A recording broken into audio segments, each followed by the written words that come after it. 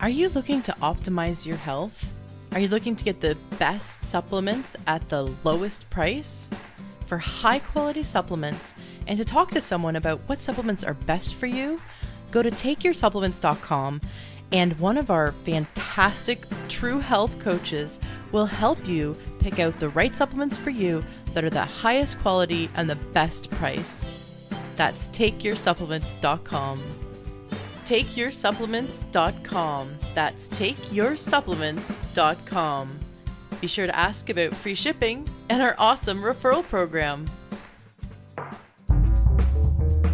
Welcome to the Learn True Health podcast. I'm your host, Ashley James. This is episode 146. I am so thrilled to have on the show today a really special guest. This is such a treat. Dr. Loren Held he holds a very special place in my heart. So I'm going to use your last name.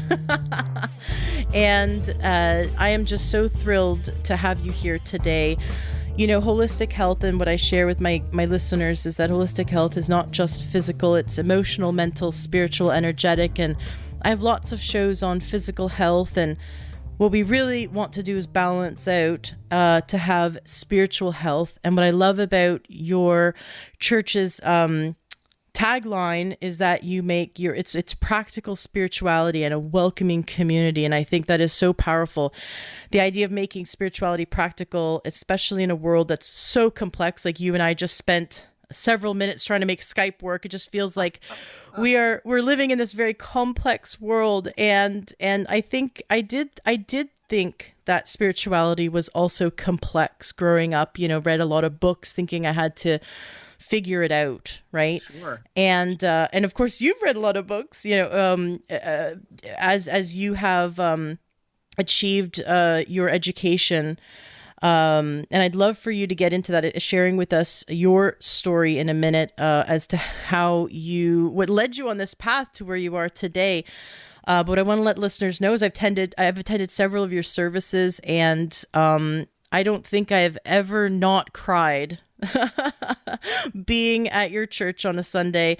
I've been so moved with every service. It's really touched my heart, and I felt like my heart was full. Leaving your church, I felt like it was soul food, and I really wanted to extend that to my listeners. So no pressure. Yeah, my goodness. Thank you so much. And thank you for those kind words. And I'm really, really honored to be with you today. So my gratitude to you. Wonderful. Now, yes, I'd love for you to get started by sharing your story, because I know you have a beautiful story to share. What led you to become this healer and this teacher and the spiritual director, the spiritual guide that you are today? Oh, my goodness. Well, you know, I've always had a passion for the spiritual arena. And I've always also had a passion for writing. And so many, many years ago, I began an online series of essays that were offered by subscription, simply wrestling with some of the questions which we wanted to ask in Sunday school, but we knew if we did, we would be in trouble. And that eventually grew to completing a doctorate in divinity and taking this post. It's my first senior leadership post in a church, and I've been here since 2013 in this role, and it remains a great, great passion for me. I can tell. I can really tell. And it feels like, I don't know if you feel this way, but for me, it feels like you've been doing it your whole life. Oh, my goodness. That's very gracious. I do not feel that I've been doing it my whole life. I feel like a new kid on the block. And I feel tremendously humbled to do what I do with my days. And I feel that it's a deep, deep, profound honor, and one that I take very seriously. And at the same time, wow, I look forward to every day. Did you, at what point was there like this one moment in your life that you knew this is what you wanted to do? Did you have like an aha moment, or was this a slow accumulation? I'm always curious, and I know our listeners are curious to know, how did you discover your life path? How did I discover this life path? I will go with that. I don't believe we have only one, but I started in churches in 1985, doing work in my first, what would be called a New Thought church. And that was in Unity. It was in Overland Park, Kansas. And for the first time, I sat among these people who asked bold questions. And I felt that I had finally found people who thought as I thought, people who believed as I believed, people who challenged some of the accepted prejudices, some of the status quo, seemingly nonsensical items, if you will, and that was just a powerful time for me, and it blossomed from there. So really, this has been blossoming for well over 30 years in me, and continues to. Did you, when you were sitting there in the service at Unity in the 80s, look to the leader, the minister? I'm not sure what to. Well, I always wonder, like, when do I call him or her a minister or a preacher, or, I know what a rabbi is, but when it comes to, I guess, different other different religions, other different forms of Christianity, I'm never quite sure whether I call them a reverend or a minister. But when you look to that leader in the 80s, did you go, I want to do that one day? I didn't, but what it did awaken within me was a passion for the pursuit of truth. And so in a very real sense, while it didn't necessarily translate to a vocational path, it translated to a path of passion, if you will, a path of discovery, a path of unfoldment within me that happened to become platform ministry. But no, I did not decide, wow, I really would like to become a platform minister. That is something that came later, and it really unfolded quite organically and quite beautifully. In the sense that I was already associated with this community when the job came available, and I submitted my application to be with the people with whom I had already developed a relationship, and to be with these people in a new way as their minister. That's really cool. Now, I've got so many questions for you. I'm really curious about your sort of Sunday school essays, because I had that experience. I grew up in an Anglican. For those who don't know what Anglican is, it was a lot like Protestant. But I grew up in an Anglican church, going to Sunday school, and I was filled with those kind of naughty questions, like, what, like, about Jesus and about the different things in the Bible that didn't make sense to me, and also, why were women like second-class citizens, and why was God a man? And I mean, and I wasn't angry about it. I was just really didn't understand. And we were just told, this is how it was. just believe it. Just blindly believe this. Yeah. And so I was always curious. So, can you share some examples of what your the essays that you wrote? Are they still available online? They're not. They were published in 2006, and it's since become unavailable. But let me just say, I knew there was a reason I liked you immediately. We have so many of the same questions. And I know you have many listeners out there who share those questions. And not only did some of us have experiences akin to, because that's just the way it is, I might go so far as to suggest that there were those who had far more severe experiences, that to ask questions such as that were punishable, or were even blasphemous. And that, I must admit, was not my experience. I was raised in a relatively positive Methodist environment, and so while I wasn't punished for those questions, neither were they certainly explored. Let me put it that way. Right. And that leaves us not really feeling very spiritual, right? We can just go through the day to day or week to week actions of going to church, but the action of going to church doesn't lead to spirituality, doesn't lead to like fulfillment of the soul. It just is like, okay, I belong to a club in which I like, I came and visited God. That's it. That's what I'm supposed to do. But it doesn't really help us. And so part of spirituality, in my opinion, is exploring these hard questions. Well, I agree. I think I think we're all in the soul unfoldment business. That's what I think. And that requires that we show up for it.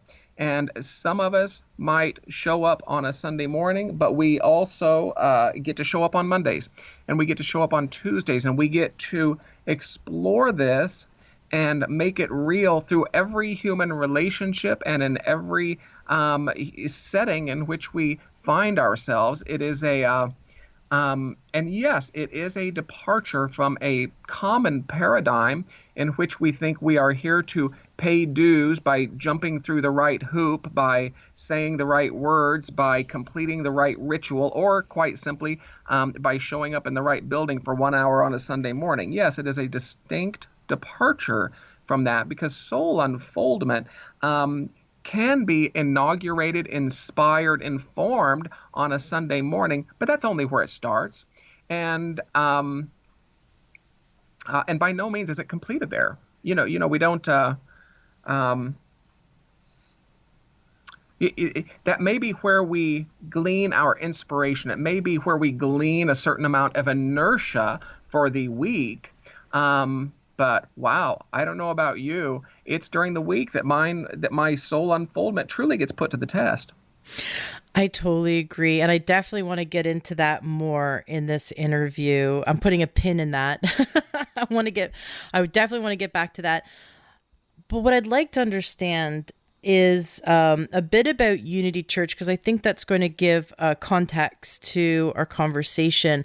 So a lot of my listeners, I've even heard from several of them that say, I don't feel like I belong in my church. I'm kind of church hopping at the moment because I go there and I love the people, but I can't relate to the message, or, it doesn't feel like it's my truth. And some people don't know that there are other churches out there that might be closer to their truth. And so that's what I felt with your church, is that walking into it, nothing conflicted in my soul. Nothing that is taught or been said scratched up against me or rubbed me the wrong way. It all made sense. It all flowed, and it did feel like universal truths.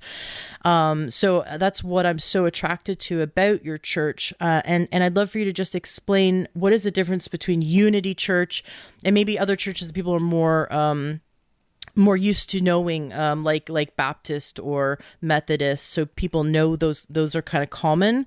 But Unity is not necessarily as common, but there's definitely Unity churches out there. I went to one in Toronto, and that's how I knew about it, to find you here in Seattle. Okay. Wow. Which part of that do you want to? What is Unity Church, so that people understand the difference between Unity Church and other types of church? Okay, let me tell you about my interpretation of unity. I don't pretend to speak for an entire movement, but here's the way I see it happening, if you will. Every culture, every geography, every era has sensed and sought to explore and to experience that which is greater, okay, by whatever name we choose to call it. And it doesn't matter what name we choose to call it. And then at some point, every era and every geography has sought to describe it. And so we put words to it. And our words are, of course, filtered through our geography, through our era, through our prejudices and predispositions. And so at the point that we seek to describe it, our gods part ways, right? Because the Hindu will have an image of the divine, which is specific to what it means to live in a certain geography, to be brought up in a certain tradition. Of course, the Christian will have his or her idea. The Buddhist will have his or her idea. I believe what I would say to all of that is, while each of us has a lens through which we perceive and experience and explore the divine, by whatever name we choose to call it, the divine, which every generation has sought to experience and explore, is the same divine. And so it is that in unity, we find that our community, certainly my community in specific, is brimming with people who consider themselves devout Jews and devout Catholics and devout Protestants. We have a Pentecostal preacher and two Buddhist monks, and we have agnostics and we have atheists, all who in that consciousness embrace each other with genuine curiosity and deep respect. And I am immensely proud to play a role in that because I think it's quite a model for humanity, especially when religion has been so leveraged to separate us one from another. I don't think it needs to be that way, because I think regardless of the lens which we use, that which fundamentally unites us is far more compelling. And just acknowledging that we all have a personal relationship with our creator and that our lens is, like we can all go to a movie and have a totally different experience of that movie, not there's no wrong experience of a movie. Right. And so it's the same thing. We all have our lens and we all have our filters. And so we're all going to see something and feel something, experience something and interpret something differently. And so who's to say that I'm right and you're wrong? Well, I agree. And yet when we look at the religious arena, don't we hear a lot of that rhetoric? Mm-hmm. Don't we hear a lot of the I'm in the right club and you're in the wrong club? Even within the Judeo-Christian tradition, we can have a church on one end of the block and a church on another end of the block, battling semantics over whose version of love is the best one. Whose is superior or whose is the only correct one, and everyone else is, of course, condemned to any number of difficult demises, if you will.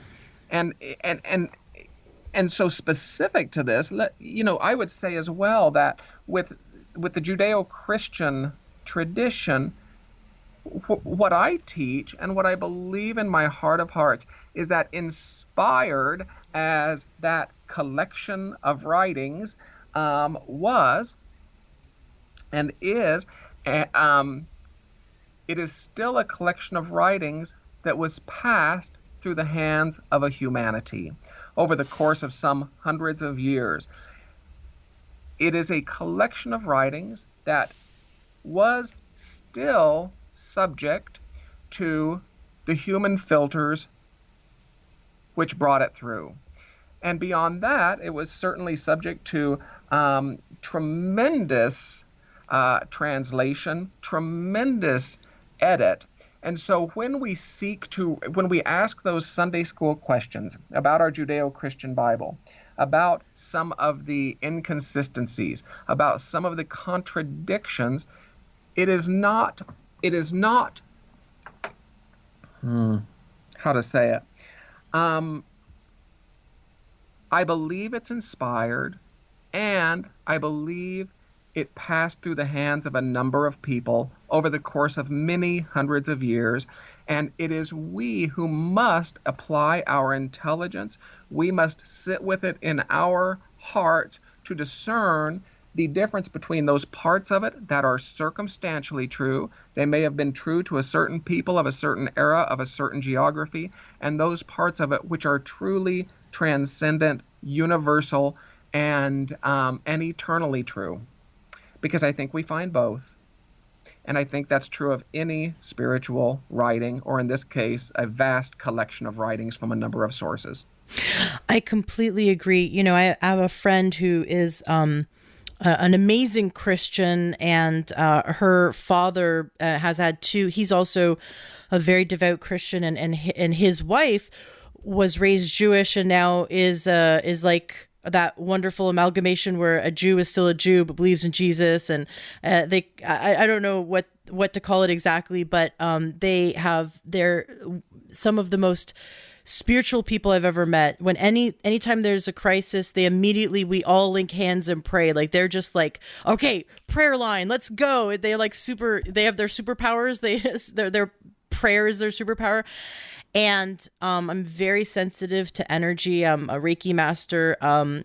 And I can sense, like, I'm very empathetic. If someone's angry in the room, I can feel it. And the second they start praying, and at first, the little skeptical side of me was like, oh yeah, right, here they go, the crazy prayer people. And then they link hands and start praying. And the next thing I know, I am weeping, and the hair is standing up on my arm, and I feel like the energy in the room has completely shifted. I feel the presence of God, and it's tremendous. And the things that they've moved mountains with their prayer. They have helped people with illness, and it's amazing what these guys do. And so this daughter, she's fully grown now, but she has taken upon herself to go back to the origins of the Bible and learn all of the languages that it passed through. And she's found several interpretations that are now incorrect, that are widely accepted as true, because she has gone back to the origins, the first language of the Bible, and has been word by word learning these languages and learning the meaning and the multiple meanings and the interpretations. I know there's divisions of Christianity that don't allow women to be the minister or be the teacher, because they have interpreted a part of the Bible that says that women aren't allowed to speak in front of men and teach men. Yes. And I just, and I'm not like a raging feminist or anything, but something in me felt so wrong about being there. And yet the people that were there in that church felt so good about it.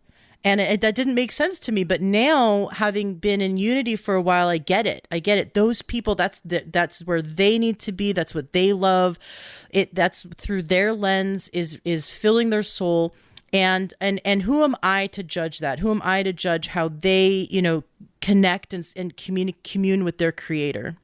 Mm-hmm. And so that's what I feel like unity is bringing, is allowing people of all walks of life to come together and to start asking those questions they were afraid to ask. Well, hey, you bring up so many inspiring points. And for me, the one that just dances on my heart is, you mentioned being a Christian. I would say let's pause there, because boy, you talk about a complicated statement. What exactly does it mean to be a Christian? And in my brand of Christianity, and the one that is alive in my heart, it is not, to be a Christian is not to be anti-anything. Okay, it's not to be anti-Buddhist. It's not to be anti-other Christian. It's not to be anti-Muslim. It is not a practice of exclusivism and elitism. To me, and it's not to agree to a certain dogma or creed, but rather it is a way of living. Okay, it is a choice that we make with every human interaction. It is a decision we make regarding the quality of spirit that we will bring into every day when we get out of bed every morning. Yes, in my brand of Christianity, it is possible to demonstrate the very heart of what it means to be a Christian, and to be a devout Jew, and to be a Muslim, and to be a Hindu. Absolutely. And I realize that's a radical saying, that there are those who have never heard of Christianity as a tradition who would very adeptly demonstrate what it means to be a Christian. Because it's a way of living. It is a way of showing up in the world. It speaks to a relational set of values that have to do with equality, and they have to do with inclusion. They have to do with great love. They have to do with forgiveness. And no one has a corner on those ideas. No one has a corner on those ideas. And Jesus, the Jewish rabbi, let's be clear about that. He did not invent a new religion. He was not a Christian. He never heard of Christianity. Christianity is not mentioned in the Bible. I mean, let's just blast through some of the big ones. Jesus taught these in such a beautiful, beautiful way that the small group of Jewish followers that would become Christianity, uh, wow, it just spread through that basin from a few followers to a few thousand followers very, very quickly, even after his death, of course. Mm-hmm. But make no mistake, he was not the founder of Christianity. Jesus was he was deeply immersed in his Jewish tradition. And so I would go so far as to say, speaking of your friend, until the student seeks to understand the geography in which Jesus had his ministry, until the student seeks to understand the languages which he spoke, until the student seeks to understand the very culture in which he lived, we do not truly seek to understand Christianity, because to pull verses out of a highly edited, highly translated, bound book written in King James English is not to understand the heart of what was being communicated 2,000 years ago. Right, there's a great documentary on Netflix about the King James, how the King James Bible became to be, and there's so much politics, even in the first renditions of the, pulling the Bible together of all these different books. There's some politics were really in going back and read and understanding how it came to be is just fascinating. I think from the understanding the politics, like you say, go back and understand the language and the culture, but also understand the politics and the history of the time, because there are so many things that are politically manipulated, like that every Christian holiday is on top of a pagan holiday, which I found hilarious when I discovered that, yes, that Jesus probably wasn't born on Christmas, but that was a big wake up call for me, because like I believed in the Easter Bunny until I figured it out when I was a kid, and so all of a sudden to find out that all these Christian holidays were put there to sort of overwrite the pagan holidays, and no, they weren't actually the day in which he was born, but to understand that and then not throw the entire thing, like don't throw the baby out with the bathwater just because our idea of what we thought was what we thought was true is no longer true, doesn't mean the whole thing is. Yeah, right. So we have to take one piece at a time and dismantle it to understand more, to start answering these questions. You preach, girl. Like what I love what you shared this last Sunday, which is when you came back from your conference and you had learned from someone, which I'd love for you, instead of me saying it, I'd love for you to share it, but that the etymology of this one particular very important piece in the Bible that you shared. Would you like to share that with our listeners? Oh, I'd be happy to. And so much of what you say just inspires me so very deeply. I just want to grab all of it and chew on it with you.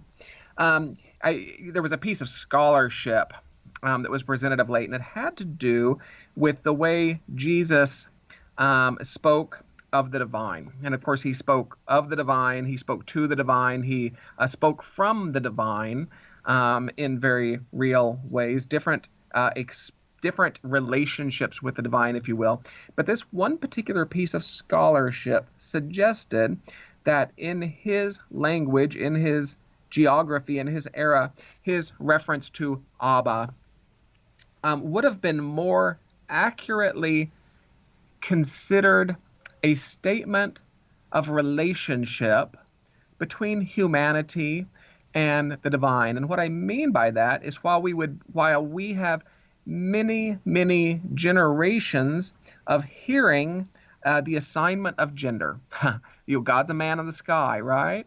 Abba, Papa, Father. While we have many generations of of hearing that and on some level, I think accepting that,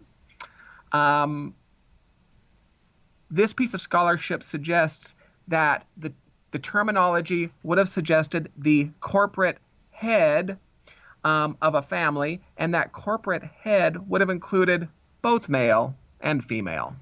That it was less an assertion of gender as it was an assertion of relationship.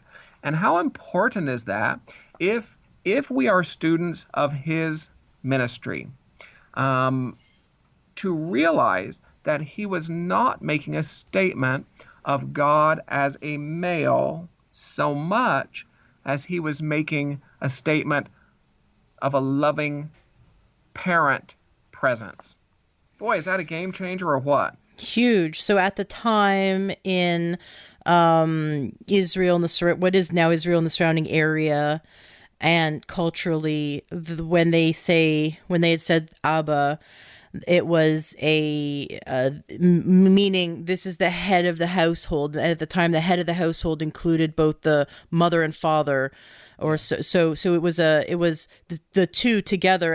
And if you know a good household, I'm friends with this amazing Jewish family. You know, the wife and the husband both run the family, and in different ways, but they're both the leaders. There's not one of them. I've actually never met a Jewish mom to be the submissive at all. They both are heads of the family equally in their own way, and so that makes complete sense. That, you know, and if you look at all strong families, it's the mom is just as much as the father being the heads of the family, and that makes sense. That because I know that we're made in the image of God, but that it wouldn't make sense to give God a gender when it's this it's the infinite, the creator. How could we possibly put a limitation, a boundary on our creator, right? On infinite, on everything. You know, when my husband and I first met,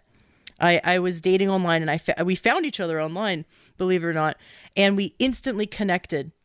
Within 3 emails to each other, we realized we had the same spiritual beliefs and the same values. I mean, that's how fast we connected. And we both agreed that really quickly that God is love and God is everywhere in every molecule. There is not one molecule in this infinite expansive universe that isn't God. And to wrap your brain around that, it's huge. Yeah, and I was like, oh, this is the man for me. Well, hey, I agree, and I think the bigger umbrella you've presented was why throw out the whole thing. You know, the fact that we have that our scholarship has brought new information to the table. This is not disrespect. This calls us to mature in our understanding of spiritual matters, in my opinion. If, for example, you know, this addiction to factuality, it's relatively new. It's a post-Enlightenment dynamic in the culture of the Judeo-Christian Bible. Certainly in the time and in the geography of the Rabbi Jesus, his listeners would not have expected his teaching parables, his stories, to be factual. There would have been no expectation of that. They knew, because of their culture, they would have sought the truth of the story that exists completely regardless of the factuality. And so, again, you know, to understand that this addiction to factuality, what do you mean Jesus wasn't born on December 25th? Well, I'm going to throw the whole thing out. No, because it doesn't matter. It doesn't matter whether he was born on December 25th or not. So for us to mature spiritually, in my opinion, means that we must evolve beyond this addiction to factuality, because are there seeming contradictions and conflicts and seemingly difficult to embrace ideas in that particular collection of books? Yes, there are. And so we mature beyond that addiction to factuality and read it in the spirit in which it would have been originally conveyed. And that is something of, they were trying to convey something of a universal truth with little concern for factuality. I hope you're enjoying this interview so far. We'll get back to it in a minute, but first, I wanted to share a message that has been on my mind to bring to you. You know, I started this journey because I wanted not only to help you experience amazing health, but I wanted to find it myself. And what better way to find something than to learn from experts and also to teach it? Through this last year of doing the holistic podcast known as Learn True Health, I have had the honor of connecting with over 100 experts in the field of natural medicine. One thing that's really inspired me is there's a group of people, in fact, it's the fastest growing career field in the United States right now, and that is health coaches. I didn't really appreciate them or understand what their role was until after I started interviewing enough of them. And I found that health coaches have an amazing ability to impact someone's life far beyond what medical doctors are doing right now. You see, you might see your medical doctor once you're already sick, right? The old paradigm of healthcare is to go to a doctor when you're sick, wait till your body breaks down or show signs of symptoms, and then you need a doctor's intervention. Not many people, now maybe you do because you're smart and because you're a Learn True Health listener, you probably do this to some extent. Go to a doctor on a regular basis and get great health advice from them. Do you go to your doctor and they say, hey, you know, I noticed that you could really use more vitamin C and I think you should eat this. And I really think that based on your body weight and based on your blood work that a few more minutes of cardiovascular exercise. And here, why don't I go ahead and show you how to do it? Why don't I go ahead and, I've got some recipes that are really going to help you because I see in your blood work that you could really benefit from these nutrients. Why don't I go ahead and spend an hour with you and help you do that so we can get you on the right track? No medical doctor does that. And if they do, God, hold on to them and definitely tell everyone about them. I don't know any medical doctor that has the ability to sit down with you on a regular basis and not only find out about your lab work, but also find out about your health in every aspect of your life. You see, if you have a really, really stressful job and you have no outlet for that, that can bleed into other areas of your life and lead to ill health, right? So what I'm learning about health coaches is that they help their clients to gain balance and holistic health in every area of their life. They come to you wherever you are, whether you're still eating McDonald's and you're 400 pounds and you're sitting on the couch, whether you're driving a truck and you just don't have time for exercise and you really do want to eat healthy, but you're always like 100 miles away from any Whole Foods, or whether you're already gluten-free and already eating organic, and you could just really use some extra advice to take your health to the next level. Wherever you are, a health coach meets you where you are. And then what they do is they slowly add step by step the most powerful but manageable changes slowly that make the biggest difference in your life. And they help you to find out what it is that you need most that's going to make the biggest difference in your life. And so the more I learn about health coaches, the more I realize that we need more health coaches in the United States, in Canada, in Europe, in Asia, in Australia.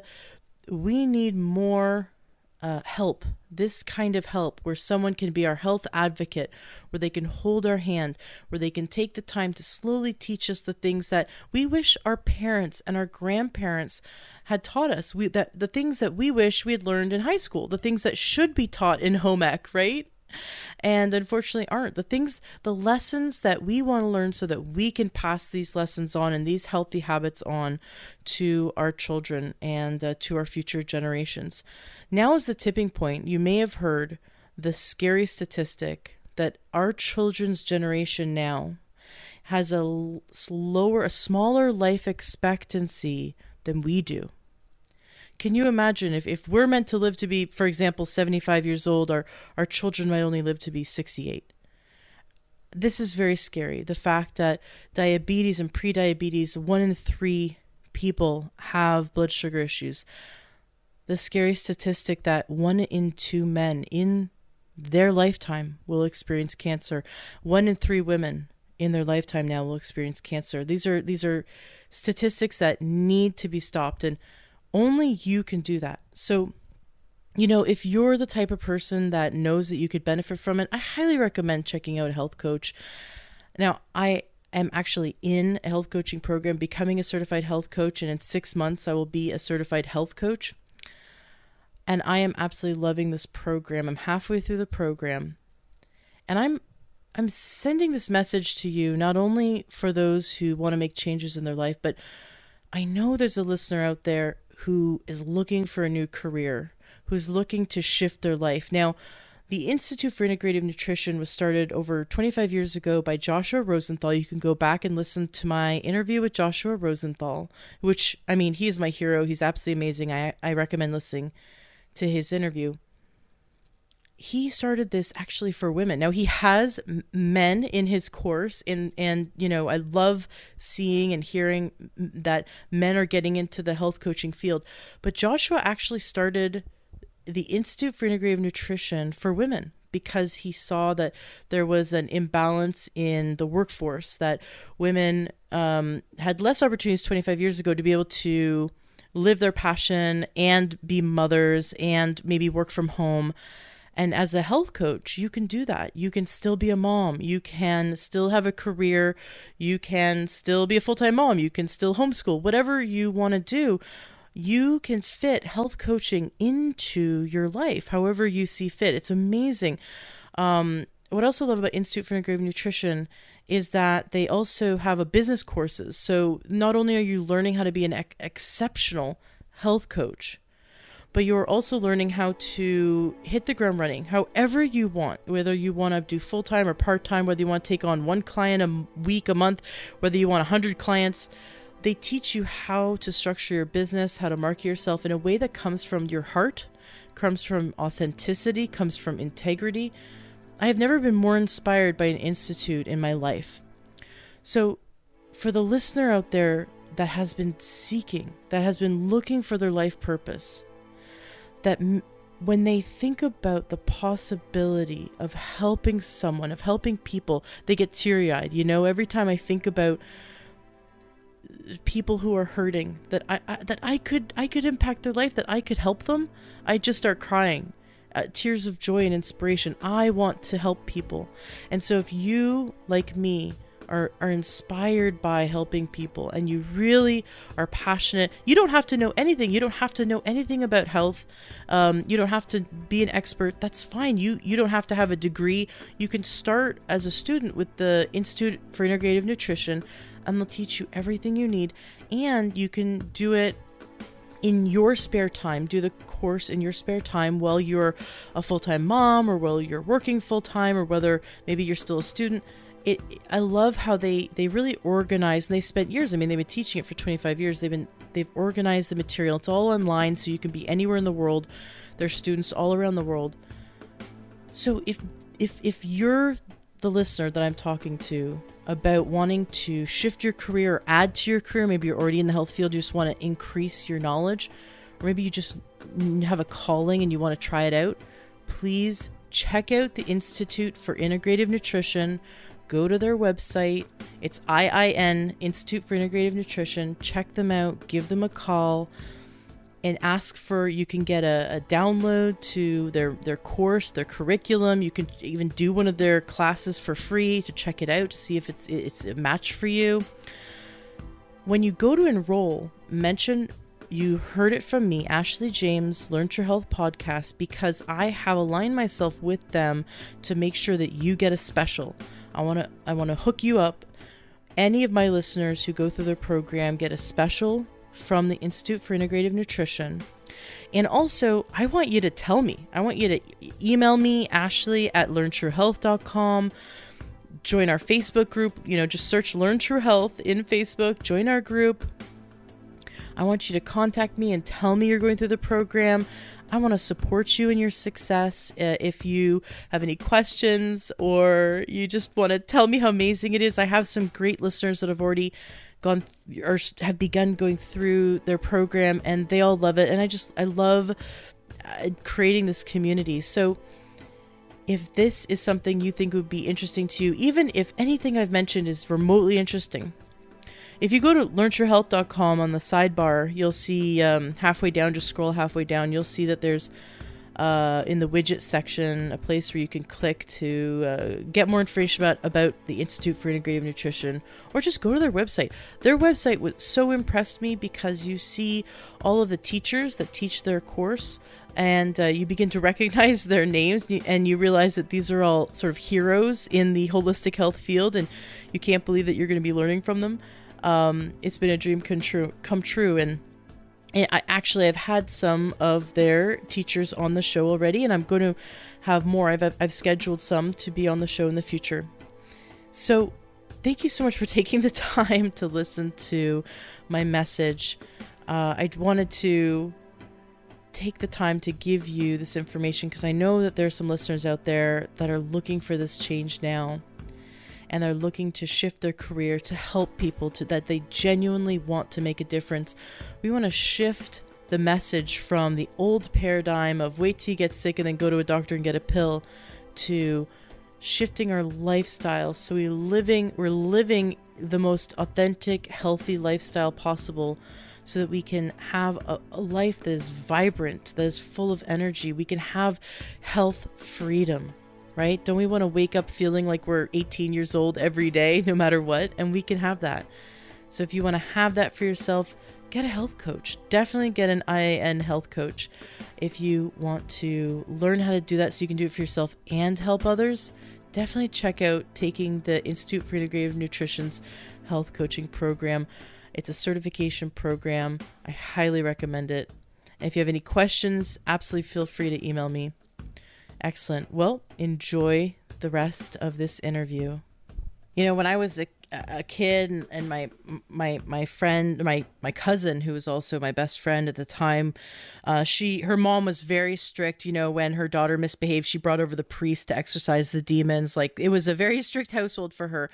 And she said to me one day, and we were kind of like wise beyond our years. She said, you know, the Bible is just a bunch of stories to teach us how to live better lives and how to have the best life we can possibly have. If we just take the message of each story and follow it, like if you just like the sins, like if you just don't do those things on Moses's tablets, you're going to have a better life. You know, don't worry about feeling guilty, or just don't focus on the negative emotions. Just like take this as this is the manual that came with your life, and just follow these rules, because it's going to give you a simpler, happier life if you do. But if you do, do these things that Moses has on these tablets, then life's going to get complicated and you probably won't be enjoying it very much. And that was what she took away from her Sunday school experience. So I thought that was really cool. And in alignment with what you said is, let's find the lesson behind the stories and see how the lesson can enrich our life, because the lessons were about, even back in the Old Testament, my friend who's Jewish loves to kind of give me things that I never, from the Torah, right, that I didn't know. And he said, there's this rule in the Torah, and basically if you're walking home on, and what this is basically to tell me that in the Torah that they were teaching ethics. So if you're walking home on a Friday night and you see a pile of coins on the side of the road, what do you do? Do you know this one? Yes. Okay, you know it. So I was like, I don't know. Like, of course, like I want to pick them up and take it home because it's some, hey, there's my free money on the road. He says, no. He says, when the sun sets on Friday, we're not allowed to carry anything. And so you can put your purse down, you can put your wallet down. And in the Jewish tradition, you put your money on the side of the road. You can come back the next day when the Sabbath is over and come get your stuff. And it's not, no one's supposed to touch it. No one knows, like, you're not supposed to touch it. That's like, and this idea of that amount of ethics, was really neat. And so it ingrained in the Jewish faith, for example, it's not just spirituality, it's practical in that, here, we're going to eat this because it's healthier, we're going to do these things because it's healthier, and we're going to treat each other this way because it's going to lead to a better life. And so that's what I think we're all wanting to move towards, is having better health mentally, emotionally, physically, and spiritually, and figuring out what we can do on a day-to-day basis to achieve that. Yes. Well, and I love that. I've been known to say that every good Christian should have a good rabbi. And even though it sounds humorous to the ears of some, I mean it. I think it's absolutely true, because I don't know a people who have that deeper understanding of the truth which exists behind the facts of certainly the Hebrew Bible than the rabbis, than the Jewish people. And talk about practicality. I mean, the Jewish tradition, they would be expected to talk about it and to chew on it and to look at it from different angles and to explore it from different levels, of course, which is inherent within Jewish tradition. Talk about practical. How beautiful would it be for more Christian students to spend the time really seeking the truth of this collection of writings than we do? Mm-hmm. And chewing on it with each other, instead of what is all too common, in my opinion, all too common in our culture, and that is that we will look to some male who stands before us and does all of the interpreting for us, hands it to us on a silver platter, and we accept it. To me, I think the richer value comes from a personal pursuit of truth. How would one begin to pursue one's spiritual truth? Oh, what a question. You know what?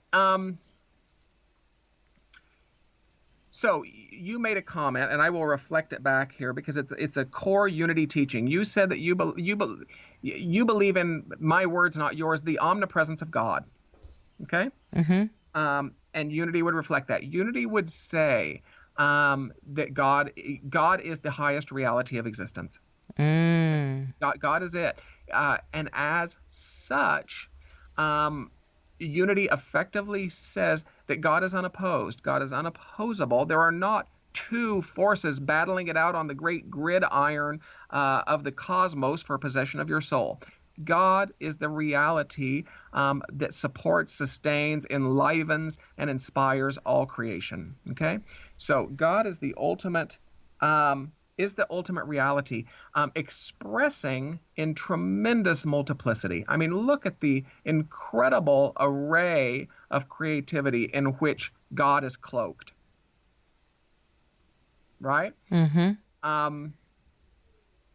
I have no idea. I'm on a rant there, Ashley. But how would one begin to cultivate a spiritual practice? Well, nuts and bolts. Look at the world in which we live. We are living at a faster pace, in a more demanding environment. We place more and more demands on the external standards of what it means to be a successful human than perhaps any generation before us. How about a spiritual practice that says slow down?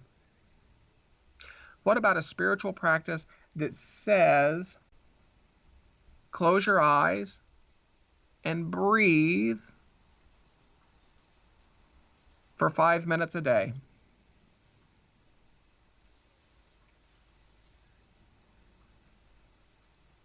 Simple meditation.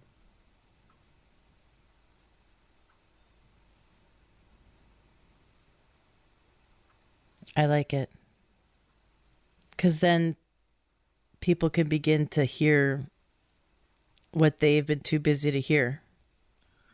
Well, yes, and if there's no spot where God is not, And if your experience of and exploration of the divine is a very personal matter, not something to be handed to you on a silver platter by someone without, then where will you discover it?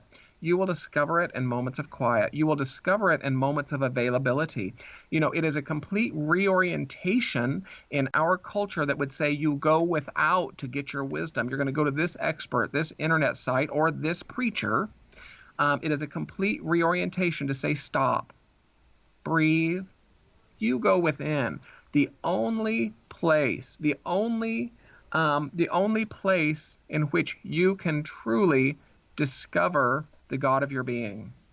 All the steeples, the irony is that the steeples that all reach to the sky and point up, point up, point up, right? God out there, God out there, God out there, on high, on high, on high. The irony of that is I think we're coming into a new age in which we realize that in a very rich sense, the steeples are sort of upside down, because the only place we truly can experience the divine is in our own hearts. And that takes a moment of quiet. It takes a moment of turning not to that outer world full of its many authorities, this one included.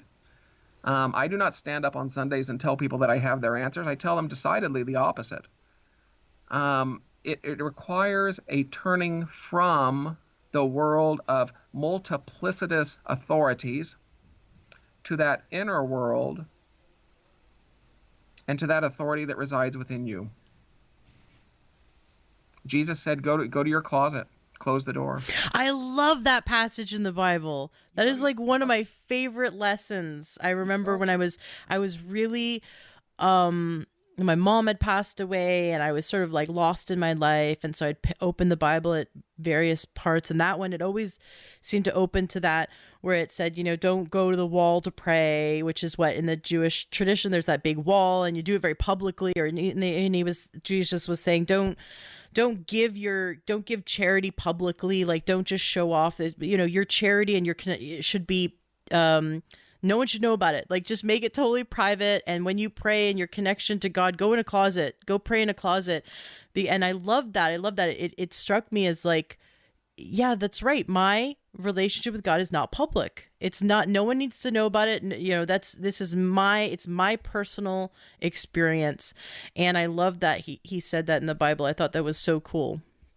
Well, yeah, and how different are we today? Certainly he made very strong statements about, what would be a good way to call it? Vanity, spirituality, maybe. People putting on big public shows about their own holiness. He certainly made very strong statements about that. And how different are we from that today? If we return to where our conversation began, and that is, I'm going to show up every Sunday and pose for God, right? Pose for God in front of all these people so that everyone will know my holiness. I mean, if it is cosmetic, if it is superficial, how different are we?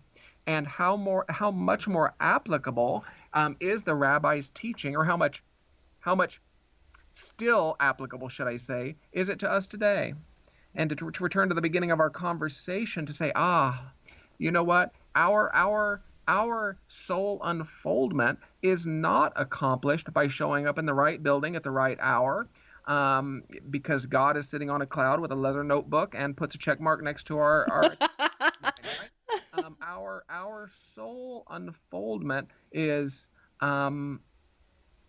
accomplished in authentic, sincere spiritual communion that can be done in a church, yes, and it can be done in nature, and it can be done in the quiet of your closet, and it can be done in life's simple, everyday moments.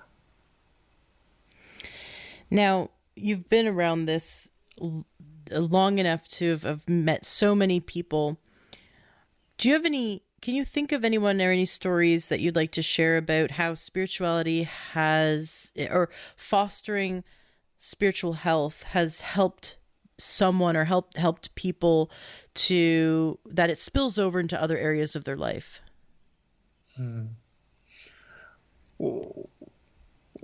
Okay. Um, where to begin, right? Yeah, it's just the thousands of people, that have had that experience. But does one come to mind to give an example of where, by taking the time to foster a spiritual health, that someone maybe had more mental health or more emotional health or more physical health or more of all of it? Oh, Ashley, my goodness gracious. In our tradition, and I know you agree, we believe that it's integrated. We believe that who we are in consciousness affects who we are in body, affects who we are as mental thinking beings, and that as we do our spiritual work, that it's all affected. That all arenas of life are impacted by that. Now, what do I mean? I would go so far as to say you're always praying. I don't think we're ever not praying. Um, I think we're praying in every waking moment. And that 5 minutes we spend kneeling beside the bed in what we call prayer um, is a reminder of the sort of consciousness which we can then carry into the remaining 23 hours and 55 days. But I would go so far as to say that if that 5 minutes of prayer, through whatever tradition, it matters not, because we're really just working in consciousness through our respective vehicles. If that 5 minutes of prayer, if all the affirmations that we speak, if all of the spiritual practices that we employ do nothing to change consciousness, in other words, if they do nothing to alter that 23 hours and 55 minutes, then we will experience no change. Boy, I just went on another rant, didn't No, I? that was perfect. I And love that.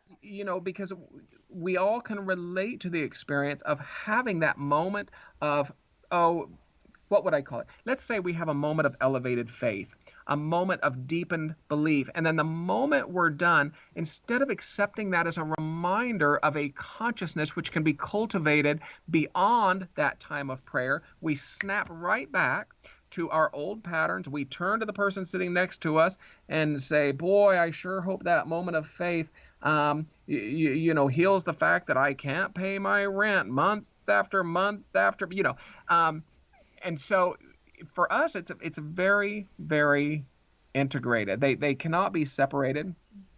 Examples in which spiritual practice has benefited people. We believe that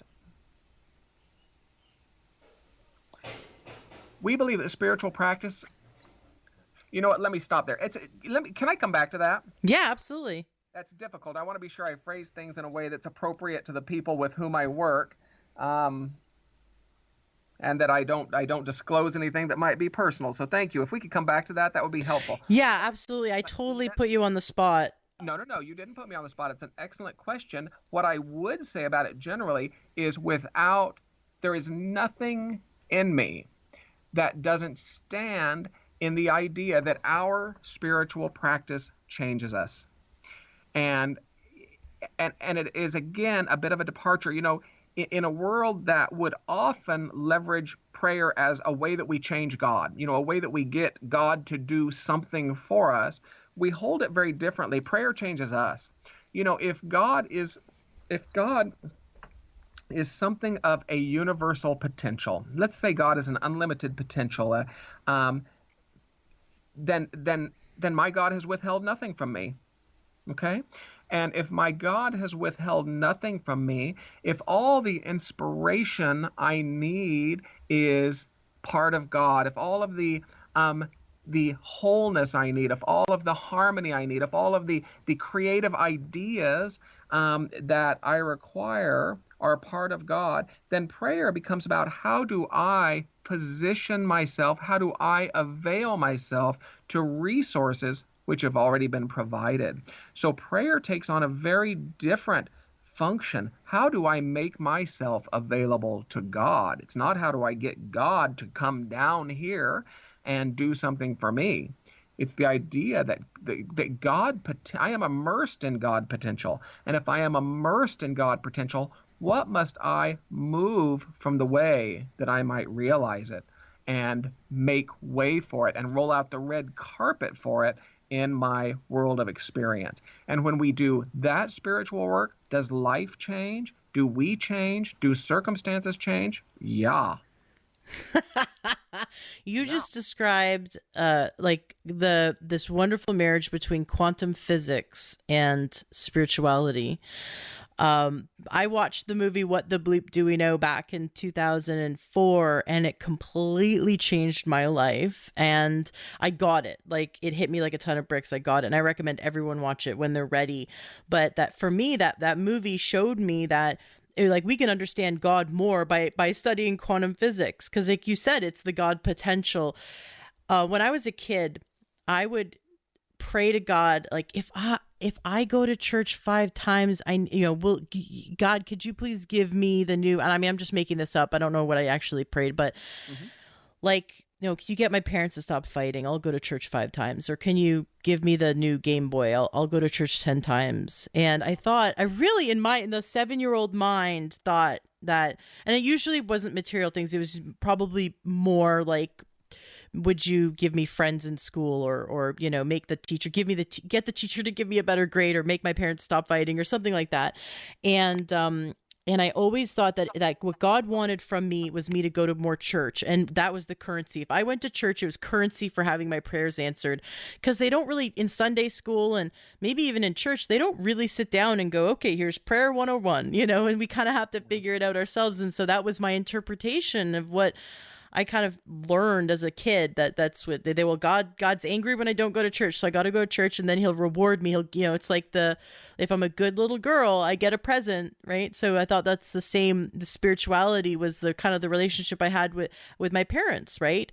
If I'm good, then I get something. If I'm bad, I don't. And so I'm going to pray. And prayer was like this contract I was making with God, this promise. Like, I promise to go to church, and then you'll give me X, Y, Z, and here's my list. And it's so different, especially what you're saying, that we're always praying, which is true, because if God is infinite in every moment in our life, and then every thought is communion with God, is his conversation, God is with us at all times. And so every thought and every action, because it's also can be within our actions, is telling the universe what we want and what we don't want, and where we want to go, and who we want to be, and what we want to accomplish. And so by holding on to negative thoughts or thoughts of lack, then we're going to keep getting more of that, more lack and more negative thoughts, because that's what we're praying. And so the fickle Santa God begins to dissolve in light of that sort of thinking, because suddenly fickle Santa God is replaced with a God who says, or a God which, no disrespect, simply asserting a God that is larger than our human projections, right? A God which says yes. So if we, in our prayers, if you will, if we accept that there is something of a creative quality to thought, and yes, if our prayer, quote unquote, of that 23 hours and 55 minutes, if our prayers are those of lack and limitation, and even more compulsive to our culture, mediocrity, that is the real enemy of soul unfoldment, is mediocrity. It's not our moments of greatest pain, but if those are our prayers, if those are our compulsive prayers, yes, God says yes. Wow. Mediocrity. Oh, mediocrity is huge. I mean, think about it. Mediocrity, there's something in the human that, as long as it doesn't get too bad, we will just keep rowing on in the same mediocre flow of life, which we've been rowing along in. It is our moments of greatest pain that often carry the capacity to jolt us from our mediocrity back onto a path where our souls might truly unfold. Our souls are not stimulated to their highest potentials in times of mediocrity and just status quo. And yes, sometimes it is the moments of deepest pain that jar us back into soul growth. Mediocrity is the enemy of soul unfoldment. It's not the difficult times. I always love to think about J.K. Rowling and the Harry Potter series, and I know it's a bit of a cliched example. Was that genius always within her? Well, of course it was. Was it always available to her? Was that brilliant idea always rapping on the hearts of humanity for expression? Of course it was. My interesting question is this: would she have written it if she had been mediocrely employed with a reasonable amount of satisfaction in her life? I think it's a great question. I don't think we know the answer, but I love the fact that she was penniless and broke and at rock bottom, at which point she finally became receptive enough to bring that piece of work through. I think it's a great conversation, because I would speculate that many people, if life were just good enough, they would have never found time to write that. I'm sorry, I've got to take the kids to soccer. I'm sorry, I've got to watch the game. Mediocrity is a fertile field for our countless excuses. I love that you brought up pain, because that was actually one of my next questions was, some of my listeners are in tremendous pain right now. Spiritual pain, emotional pain, mental pain, physical pain, especially physical pain, because that, sometimes we can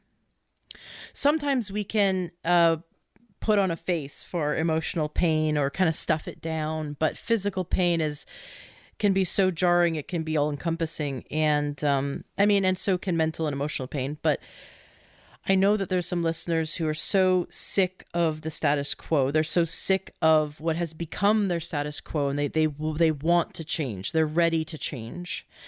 And so for those who are no longer will stand for the reality in which they've been living in, what's a great practice or a great way to shake things up and to get off of this track, either the mediocre track or the track of perpetuating pain? Whew. Well, it takes vulnerability, I think. And the thing is with pain is I think it takes less and less courage as we get more and more, as life becomes more and more painful. Our moment of, what do I have to lose here? That mentality, I think, increases, but we don't have to wait for that. Another tangent, my goodness, trying to keep me corralled. What a task you have here, Ashley. Moments of pain. Okay. It's a great question. What I believe is that we of our egoic selves underestimate the resources which support us. And what I would remind your listening humanity is that it's in our moments at which we relinquish that sense that we control it all, that it is our power that governs it all, that it is our personal resources which source it all. When we relinquish that, it is in that moment that we avail ourselves to true power, because it is a power that is beyond our egoic selves, that is capable of engineering something truly remarkable. Really well said. I also like that you brought up vulnerability, because I think that we are so afraid of being vulnerable, and there comes to a point where vulnerability is no longer the largest part of our problem. Mm-hmm. And then that's when asking for help either from God or from our community or from friends, and and giving up that ego. My husband taught me the saying, ego is easing God out. Yeah. I'm sure you've heard that one, but I that floored me when I heard that. And it's, I mean, we're I think to look at the big picture, that we are meant to have all pieces of us, but that, it's good to keep them in check and not let one piece of us run us. Like, you've got the monkey brain, right? We have Sure. the times when the amygdala is running the show, and then we've got the ego, and I don't, if we think that this is a bad part of us, we need to fight or resist, then that battle just takes up all our energy. But to know when is time to push the ego aside, and like Mhm. you said, be vulnerable. And I think we need to do that more. To open up, to ask for help, to ask for connection, to ask for love. Well, I think that's beautifully said. I mean, how do we enroll that egoic self? How do we enroll that amygdalic self into support of a soul that is unfolding? I mean, if we encounter the proverbial lion in the jungle and we do not allow the amygdalic self to source us for a moment, we may not be unfolding our soul in the world of form much longer. We may get to unfold it somewhere else, So how do we enroll all the aspects that would comprise the human creature? How would we enroll them in support of a soul that is unfolding? And to me, I mean, if I think about an infinite God, right, a God of infinite potential, forever exploring the limitlessness of its universe through the limitlessness of its creation, there is nothing in that sounds to me like the highest calling of a soul is mundanity.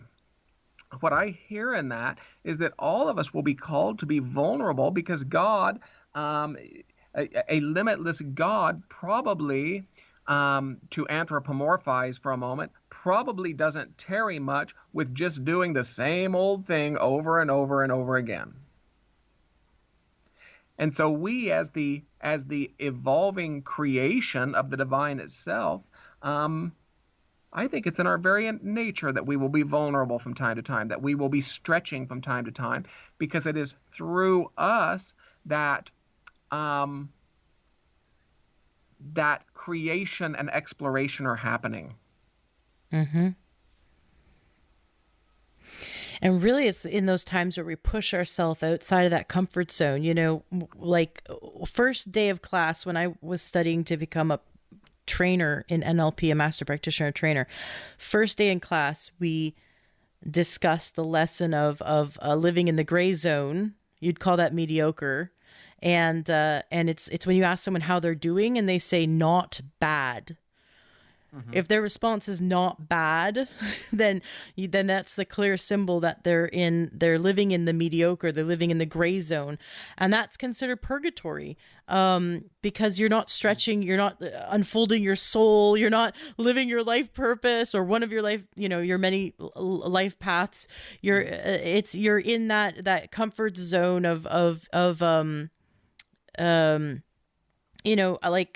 that state. It's sort of like we're just kind of floating in jelly.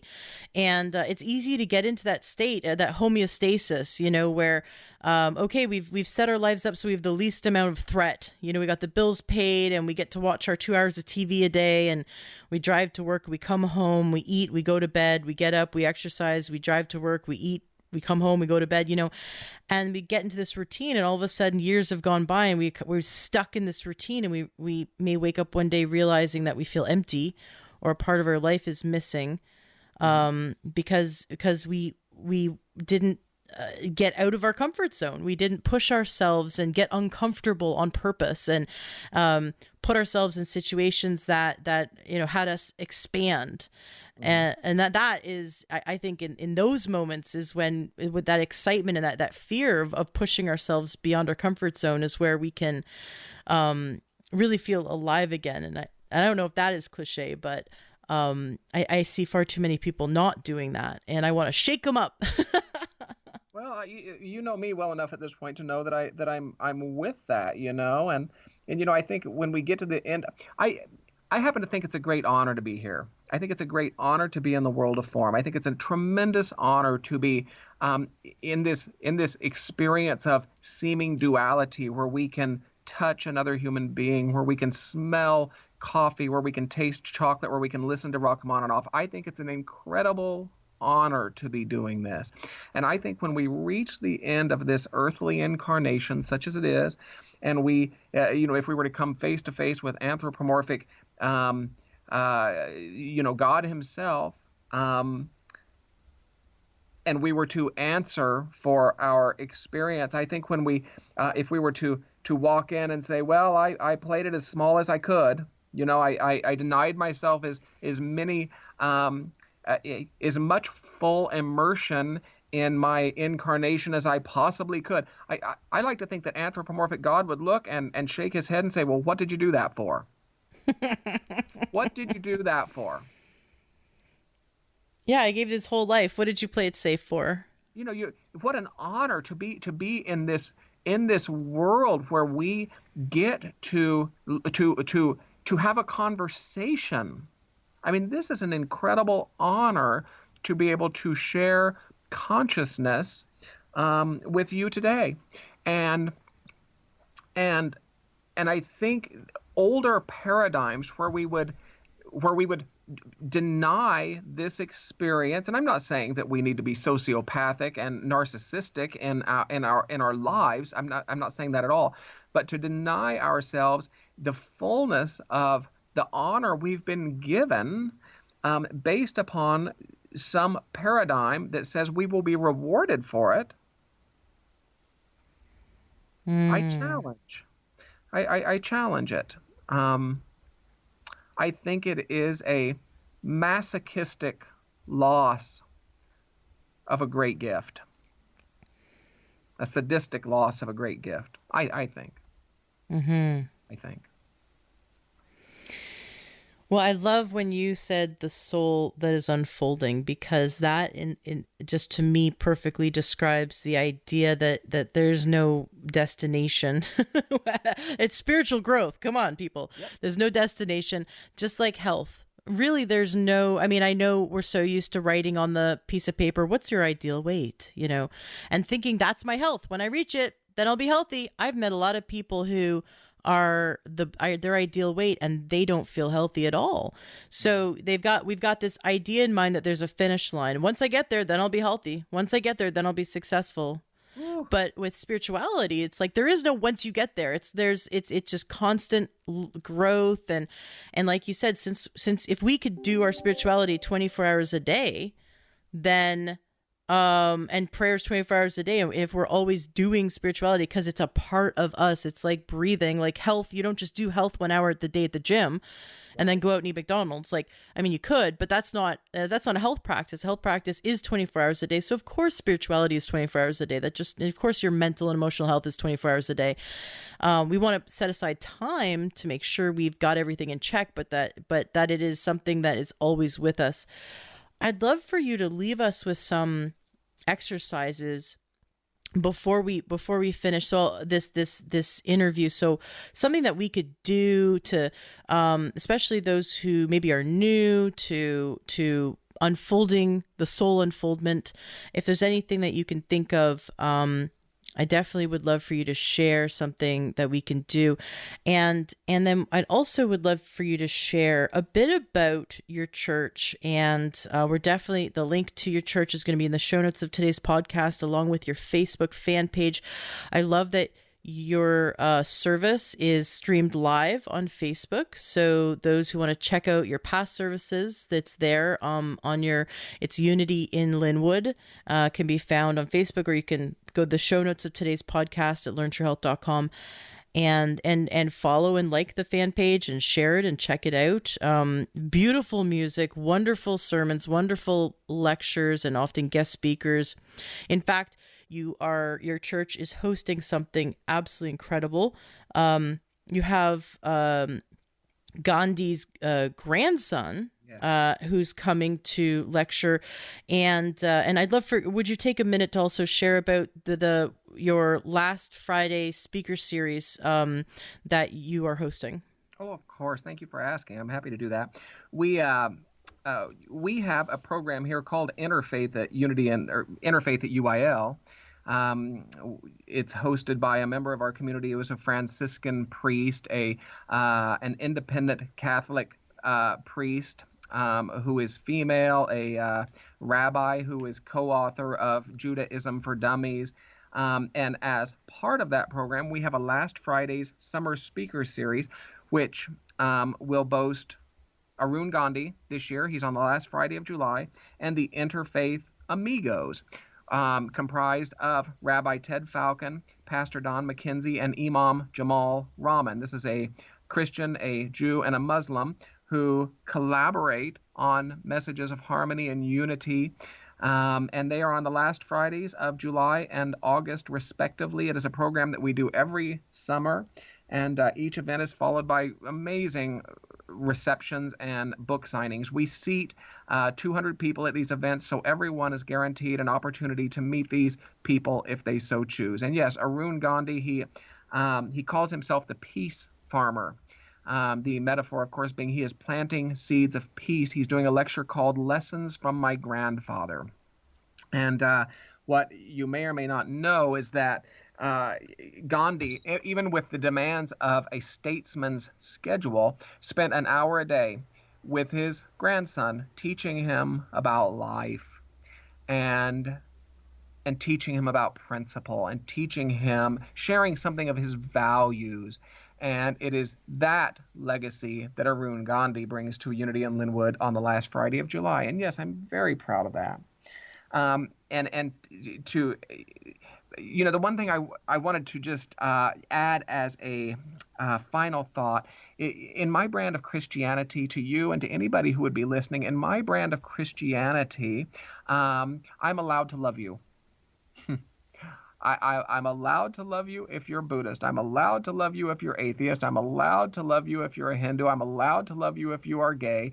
My brand of Christianity does not draw lines that keep people out. Wasn't that what Jesus did, though? I mean, didn't he go around teaching people to accept everyone, and he'd go to the lesser favorable parts of the town to talk to, and he would help the lepers, and he would talk to the prostitutes, and didn't he treat everyone equally and minister to everyone?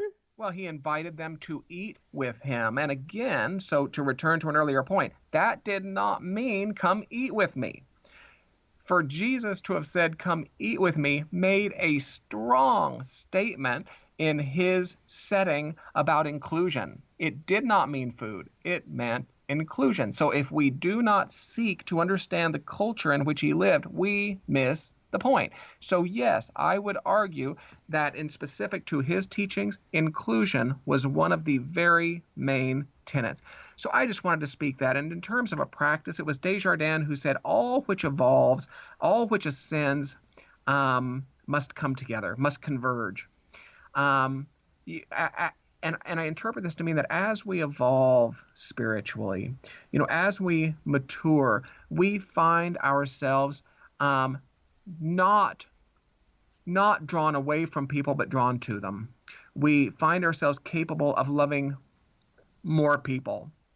We find ourselves recognizing that while we might climb the mountain of understanding on different paths, we recognize that we're all climbing the same mountain. What is a spiritual practice that one can implement?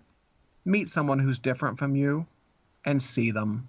How about that? That's as earthy as you can be. Find someone who represents the outer edge of your boundary and go stand there with them and learn from them and let them change you. A practical spiritual practice.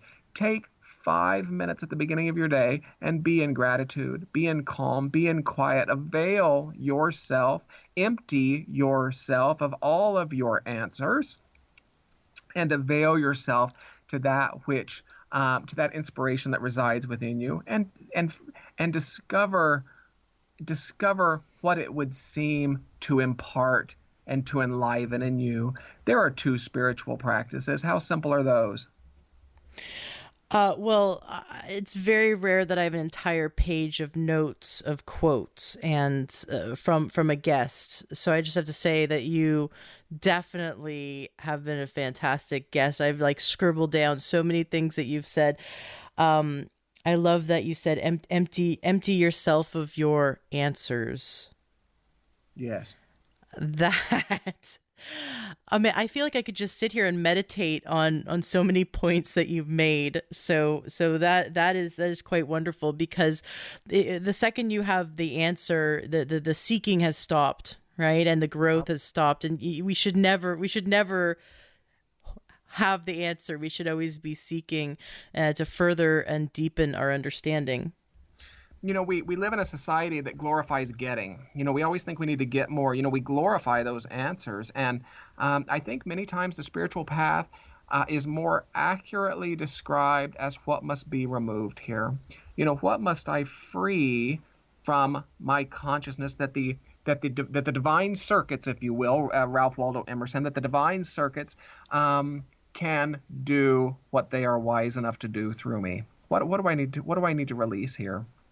And yes, while we in our culture would think, oh, it's my it's what I don't know. You know what? I agree with you. The answers, all of the information to which we cling, can it keep us from being available to higher inspiration? Yeah, yeah, I think it can.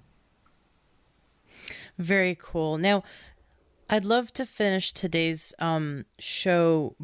interview, by having you share with the listener what it would look like for them to go to Unity Church. Because in case they're curious, I know that going to a new church for me personally, I don't know if the word is fear, but I think it's just that primal fear of the unknown. Will they accept me? Will I stand out? Will I be an outsider? Will it be very cliquey and I won't fit in? Will I feel alone? Will they do something and I don't know what to do? Like, there's so many rituals in church, okay, here's when you stand, here's when you sit, here's when you take communion, here's when you kneel, here's when you sing a song that everyone's memorized but you don't know the words to. And so for those who don't know anything about Unity, but maybe perhaps would like to find a Unity near them and attend one, what message do you have for them? Unity is an inclusive teaching. Now, people do what people do. I certainly can't speak to the nuances of every individual community. What I can tell you is that regardless of your religious affiliation or lack thereof, you will find yourself accepted in a Unity church. You can be gay, you can be trans, you can be so many of the things for which people have found exclusion in traditional churches will not prove true in a Unity church. That is what I would want you to hear. And that unity, in fact, unity it is an educational movement. It is not a conversion movement. Unity will not seek to change you from one thing to another. You've heard me say that our people are devout Jews and they are devout Catholics, and that is something which I celebrate. Every Sunday from the platform, I celebrate that. There is nothing in a Unity community that would seek to have you be something else. And so in that regard, I think that is an unusual position to be able to offer to a listening audience. Very cool. And in terms of Linwood, we are intentional about our welcome. And what that means is, for some who want somebody to run up and give them a big hug, okay, our people can do that. But we seek to understand that for him or her for whom welcome means leave me alone on the back row for a few weeks, we try to cultivate the sensitivity to do that as well. And what we want is we want everyone to be where they're fed. So if it is not in our community, our staff will sit down with a newcomer and help them find the community that would be the right fit. That's how we do welcome. Awesome. I love it. Thank you so much for coming on the show. Is there anything you would like to say to wrap up today's interview? Well, I would say that I've probably never spoken candidly for more than 4.5 minutes at a stretch, and I applaud the obvious skill with which you have facilitated this meeting, and it's been a pleasure and an honor, and I applaud your ministry, and it is that, and I applaud your ministry, and my heart goes out to your listening audience, and I'm deeply honored to commune with all who have been with us today. Thank you so much. It has been an absolute pleasure, and you totally rock the trains of thought, because I think that sometimes we just need to like plug in and unload, and then just like magic happens, right? When we just plug into the universe and just the stream of consciousness flows through. So you did a great job, and I love it. Thank you so much for coming on the show. I'd love to have you back anytime you want to promote anything. You are welcome to come back on the show. Well, I'm always happy to do it, and I appreciate the opportunity. Enjoy what you heard today on your episode of the Loren Held podcast. Did something move you, inspire you? Did you get great information that's going to change your life? Awesome. That's exactly what I'm here to do, is to help you gain your health back. Please turn around and share this. If this is something that's helped you in any way, share this with those you love. Love the Loren Held podcast and want to support us? Awesome. You can go to takeyoursupplements.com and you can support us that way.